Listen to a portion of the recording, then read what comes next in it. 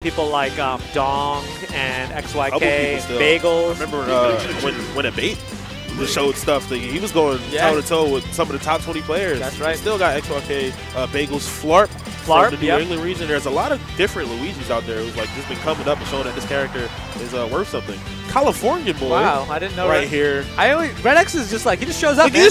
The dude just shows up. He's just like, I'm here. Aren't you Red X? Like, yeah. Aren't you from California? Yeah. You know it's like 30 hours here? Yeah. Did he must have flown out of here. That drive. I don't know if I got it in me to drive all the way from California to Ohio.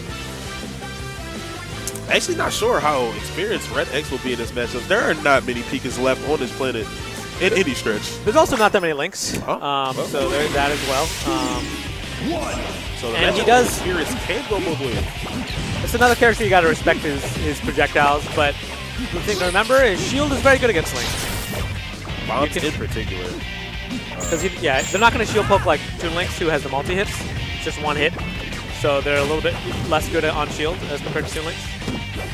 However, his Boomerang is a lot better. That's where he really had his bread and butter. The Boomerang pressure. It's very fast.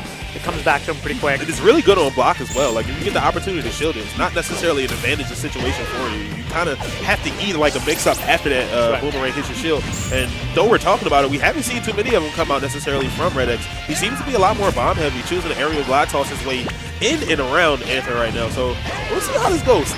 Line himself up.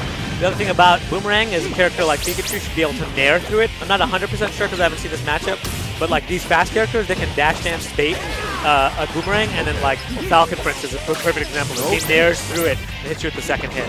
So that's a reason to be scared of Boomeranging in this matchup, perhaps. Link's nair also probably like one of his fastest moves. It's like a huge part of the kit. So good for keeping people off of him. That's kind of what he needs right now. Anther has been all up in his face. All up ons, if you will. Following up with that nair. Red X has been consistently coming down with that down there. Not finding it, but the other will clean that stock up. Let's see how his bomb jumps are. Doesn't need it.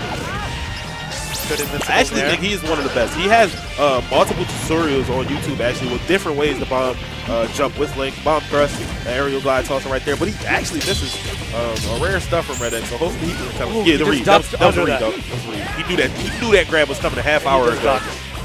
Crazy. That's actually why I stopped playing Link. I used to be a Link main in 3.02. I could not bomb jump with him in 3.5. Alright, well, it's the quickest way to not play that character is not be able to recover at all. So that's the other thing about Link is this character struggles with option coverage on tech chasers. A lot of times you'll see they go for the hard reads like that forward smash. But as a Link player, you got to be careful because the reward is really high for him because he hits hard. He hits super duper hard. You have to be consistent with that mix-up. You have to know that mix-up will connect because Whiff is a person with a lot of big wind-ups, if you will. So Whiff punishes on him are actually easier, if you will, especially considering he has a pretty large hurt box with his body. Get back thrown off stage. And there was some freaky stuff right there. He dashed away to bait Red X and do an option right there. I think he was trying to see if he was going to bomb jump or something like that, and immediately quick attack back there. You see Anther also uses one thing about Pikachu. I feel like she or he, I don't know what gender it is, but all about the angles. Because he's so small. The short jump, you can like smaller than even like Fox basically, and you can get through a lot of characters' hitboxes. And the spacing it's all about spacing. You can't. Oh, that was dirty! That was dirty! That was the power of Crying Saw Baby because somebody needs to clean that up. Oh man. My god. Up there from the ledge was nuts. The micro spacing, man. That move has like a million different hitboxes, and he hit him with the dirtiest one. So see some stuff right here. Another stage. I actually disagree. I know Pika's like this because of the platform layout. Like you were talking about with the angles, Pikachu has a lot of weird and different ways to shut down a lot of strange angles. With that up B, he's able to move around the stage very quickly. He's able to shut down a lot of options with that Thunder Jaw. Up smash the Thunder, the patented Pika B&B. Yeah, I mean, Pikachu's a hard character to counterpick. I mean, there's not a lot of people have experience versus him. And a lot of times it's like about your spacing and getting his pressure off of you. And maybe he thinks platforms will help out. I think it's more so FLD is kind of notorious for having like a larger ceiling. It's one of those stages that you can pick against characters like Fox or somebody that kills off the top. And this is exactly what Anther's doing. He's been so consistent with landing these up smashes, following him up with Thunder almost religiously. And I just want to, I didn't point it out earlier, but Anther really knows how to edge guard Link. Like, he uses invincibility perfectly. Ridiculous. Okay, up B out of shield is a super good, one of his few out of shield options, and it's strong, but it's a huge commitment, obviously. It's very telegraphed because everyone knows that's kind of what Link needs in a lot of matchups. It's his most effective way to kill in a lot of situations. You cover a lot of people moving in with haphazardly like that, not giving the respect he deserves. So the fact that Anther is completely coming in on that shield is allowing him to get these up Bs off, but it's still not enough. Yeah, up B is like, Links make it work, man, but it's like it's not a super good move.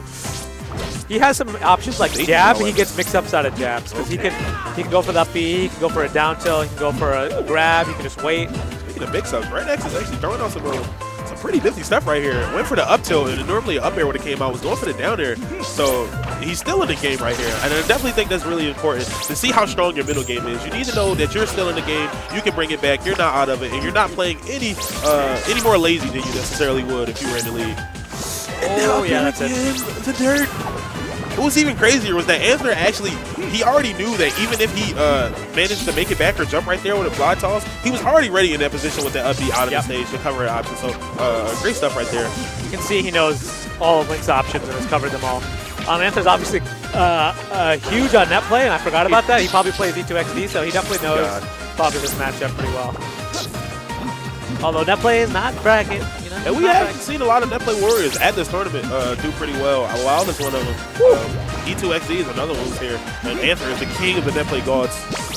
Trying to get the star right there with the third into the body, but still shutting down some options. At 115% to 128, my man, this is looking pretty my good. God, his edge guards are so good. Ooh. The winner is... That was so good. Yeah, that was very quick. Effective, showing why Anther is a threat at this tournament. Red X is still the second seed in his pool, so that is why I believe he was up there. So just because he had that showing against Anther, that does not mean his chances are any less to make it out in a bracket, go far into this tournament. The first seeds are generally pretty strong in this tournament, but the second and third and fourth seeds, a lot of them can go anyway.